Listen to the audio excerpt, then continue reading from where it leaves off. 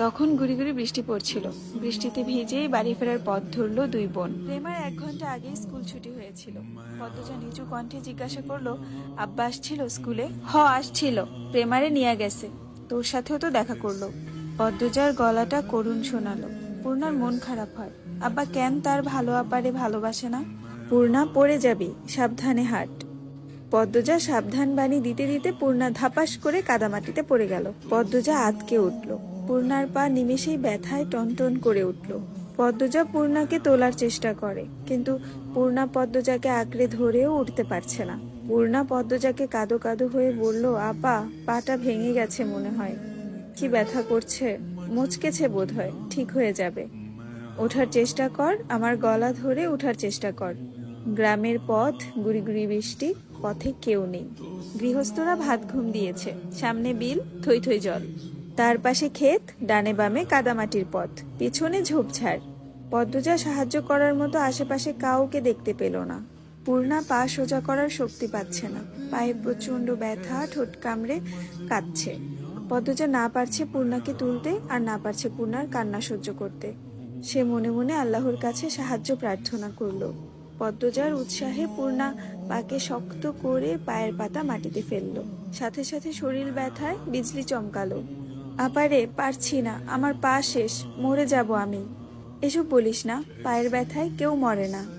আহত পা ফুলে 2 ইঞ্চি উঁচু হয়ে গেছে। তা দেখে আতঙ্কে পদ্মজার চোখ মুখ নীল হয়ে যাচ্ছে।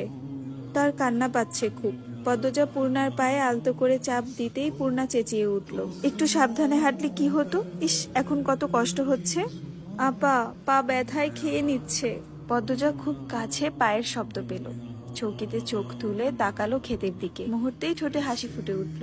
পদ্মজা পূর্ণাকে বলল, পূর্ণা, আম্মা আসছে। হেমলতাকে দেখে পূর্ণার কলিজায় পানি এলো।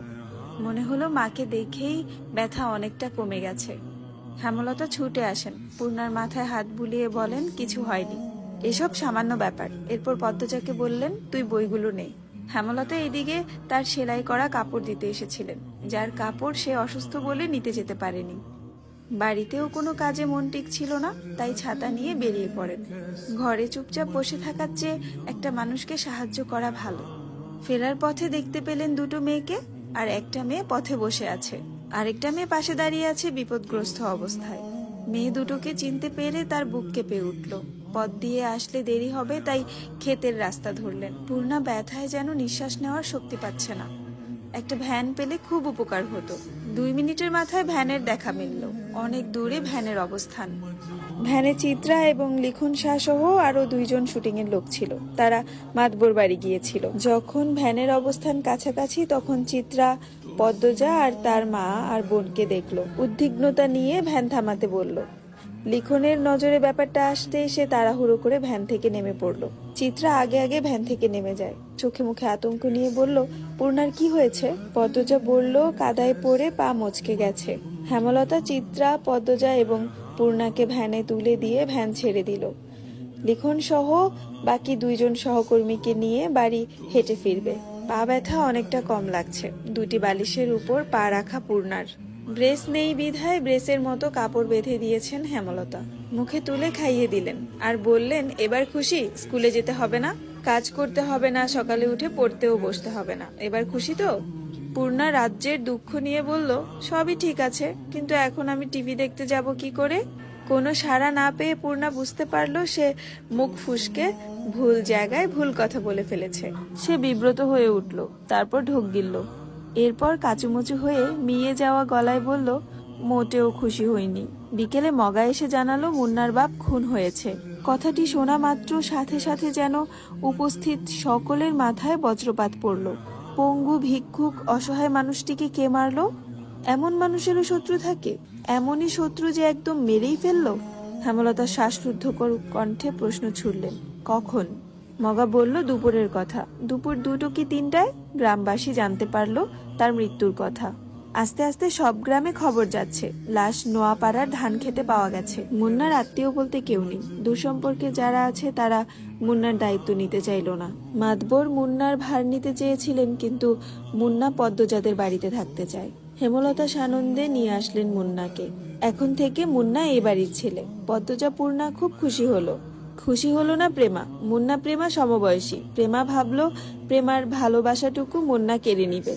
হেমলতা ব্যাপারটা বুঝতে পেরেছে। তারপর পদ্মজাকে বলল, প্রেমা মুন্নাকে পছন্দ করছে না। দুজনের মধ্যে সখ্যতা তৈরি করে দিস, যাতে একজন আরেকজনকে আপন ভেবে নেয়।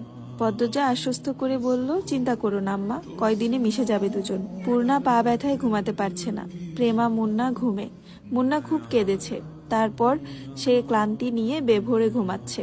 রাত তো কম হলো না। পূর্ণা মা বোনের বৈঠক দেখে বলল, আম্মা, মুন্নার একটা নতুন নাম রাখা উচিত।